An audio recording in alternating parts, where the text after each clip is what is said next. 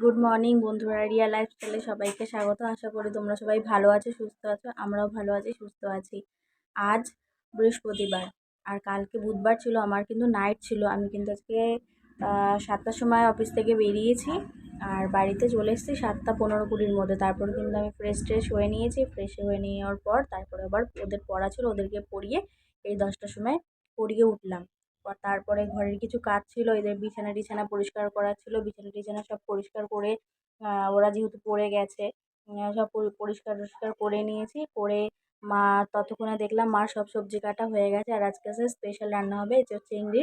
আর এঁচোড়টা কোথা থেকে আনা হয়েছে সব কিছু তোমাদের বলবো। আগে ভিডিওটা আহ, আগে তোমরা দেখে নাও রান্নাটা কীরকম, মানে রান্নার সেটা আগে দেখে নাও, তারপর তোমাদের সব কিছু বলবো।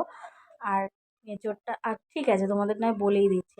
আমার আজকে যে এঁচোড়টা রান্না হচ্ছে সেটা আমার মামা বাড়ির এঁচোড়, মামা বাড়ির গাছের এঁচোড়, তাই স্পেশাল, আরও বেশি করে স্পেশাল হয়ে গেল।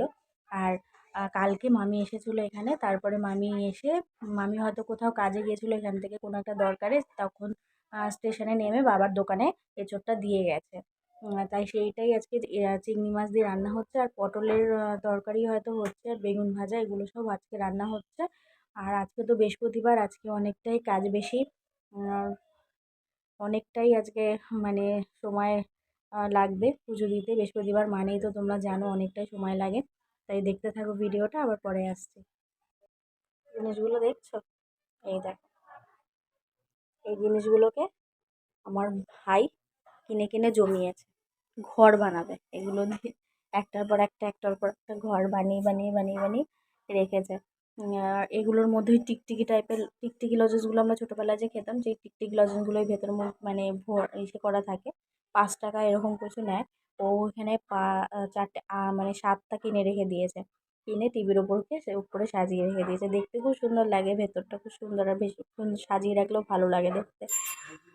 ওর খুব বায়না, মানে এগুলো সব ছোট ছোট জিনিস যেগুলো, সেগুলো সব কিনতে খুব ভালোবাসে।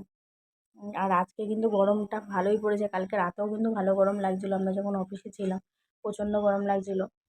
আর আজকে তো, আজকে তার কালকের থেকেও মনে হয় আজকে গরমটা বেশি লাগবে, কারণ একটু একটু মেঘলা মেঘলা ওয়েদার আছে, জানি না কি হবে। আর আজকে আর আর কাজ বাজ তো রয়েছে। অনেকগুলো জামা কাপড়ও রয়েছে, সেই জামা কাপড়গুলো কাচতে হবে। দেখি কতক্ষণে করা যায়। তারপর আবার বৃহস্পতিবারের পুজো, ঠিক আছে।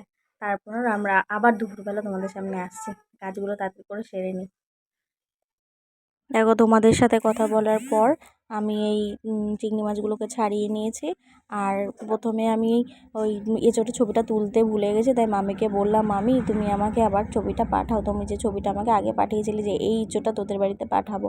তারপর সেই ছবিটা পাঠালো, সেটাই তোমাদের সাথে শেয়ার করলাম। আর এই দেখো, আমাদের রান্নাবান্না সব কিছু কমপ্লিট হয়ে গেছে। আর আলু সিদ্ধ, সকালে যে আলু সিদ্ধ দেওয়া ছিল ওটা পুরোপুরি খাওয়া হয়নি বলে একটা আলু রয়ে গেছে। আর এই যে এঁচোড়ের তরকারি, এঁচোড়ের তরকারি রয়েছে চিংড়ি মাছ দিয়ে, আর পটলের তরকারি চিংড়ি মাছ দিয়ে করা হয়েছে। আর কিছু আজকে রান্না করা হয়নি। আর শুধু পাঁপড় ভাজা হয়েছিল ভাইয়ের জন্য লাস্টে। দেখো, আমি তোমাদের দেখাচ্ছি পাঁপড়টা। অল্প কটাই পাঁপড় ভাজা হয়েছে শুধুমাত্র ভাইয়ের বায়নার জন্য, কারণ আজকে চাটনিও করা হয়নি যে পাঁপড় দিয়ে খাবে। মা বাড়ি থেকে ফুল রেখে দিয়েছে, কারণ আমি তো কালকে কাজে চলে গেছিলাম, বাজারে যাওয়া হয়নি, ফুল আনা হয়নি।